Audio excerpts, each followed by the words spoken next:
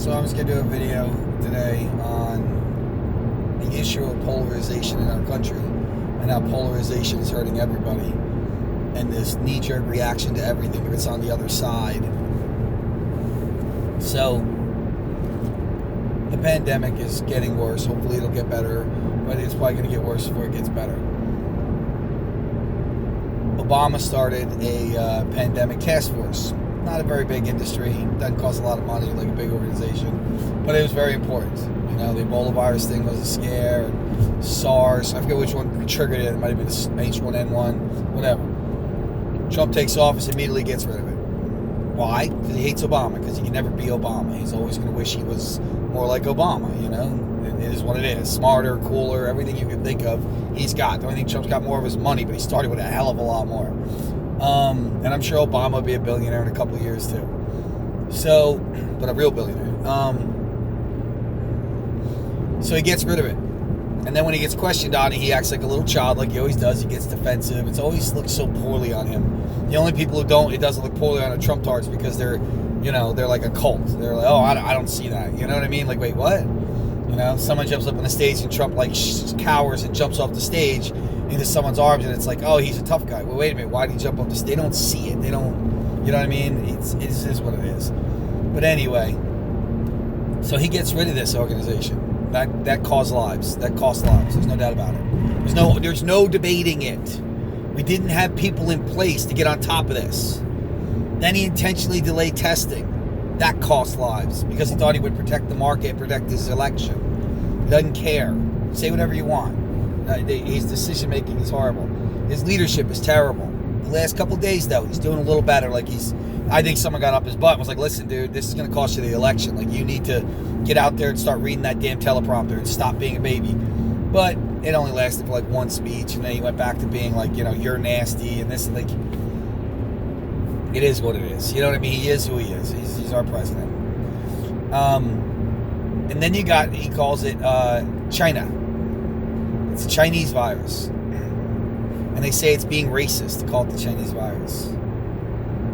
Chinese is not a race, you freaking morons. It's like they just have trigger words that they just pull out and go, use this one. We'll get all the lefts all up in uproar. He's racist. It's like when he was the Muslim ban was racist. It's not racist, you morons. Islam is not a race. It's a religion. Does this really have to be explained to you? Oh, but it's against Arabs. Really? Because there's plenty of white Muslims, black Muslims, Chinese Muslims. Muslims are all over the world. There's 2 billion of them now. You know what I mean? It's just so stupid the way they are. And then you think the Trump tards. I work with a lot of the dumbest fucking people on the planet. Very low information people. They're this is my team kind of thing. It's like Eagles fans that have been saying for 20 years, we're going to the Super Bowl this year. This is the year. They were delusional. They did win one finally. They won't go back for another 30 years. It is what it is. But every year they'll say they're going back. This is the year. That's the same thing as Trump tards. No matter what happens, no matter what he does, no matter how it affects them, he's the second coming, the Messiah. It's ridiculous. But it's no more ridiculous than the other side. All the Democrats. So no matter what he does, it's bad. It's bad. They got to find the angle. The corporate media's got to find the angle. It's ridiculous. Everybody is so out of touch with reality. It's disgusting.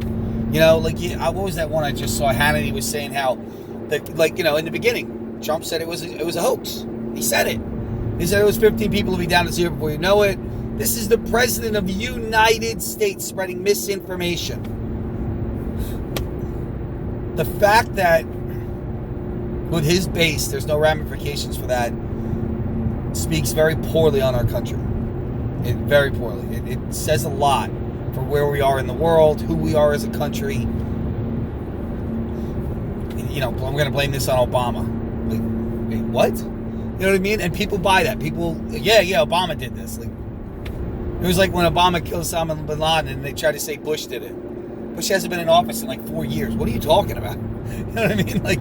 This was Bush's work. And this is the thing. This is the part you don't get. Because they know you're a moron. They know you are stupid enough to read it and go, oh, yeah, okay, that makes sense.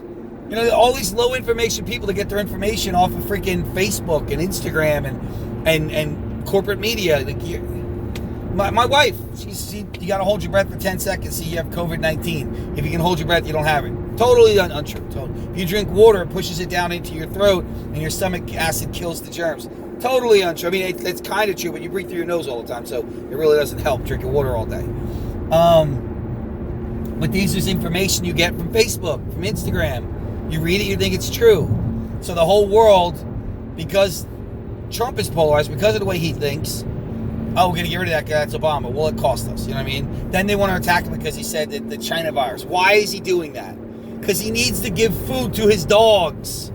He needs to give his Trump-tard fans something to eat, some bone to chew on. He don't want to take the credit for it or the blame. He only wants to take the credit when things go good. He's that person. He is the worst of us. I've been telling you that all along. There's no leadership skills in him at all. That is the last thing a leader does. A leader doesn't take credit when it goes good because of something he does, and he does take responsibility when it goes bad. That's what a leader does. Period. There's no debating that. That's a fact. All right? Leadership qualities, not everybody has them. He definitely doesn't. He didn't say nothing about the stock market now, is he? All those gains, his entire presidency gone. Anyway, but it's not racist to call it the China virus. It's just a ploy. It's just propaganda. Did it originate in China? Yeah.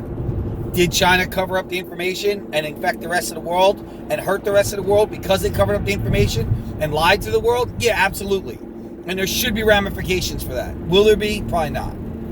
The only thing I hope is, I know it's not going to happen because I have no confidence in any of you people.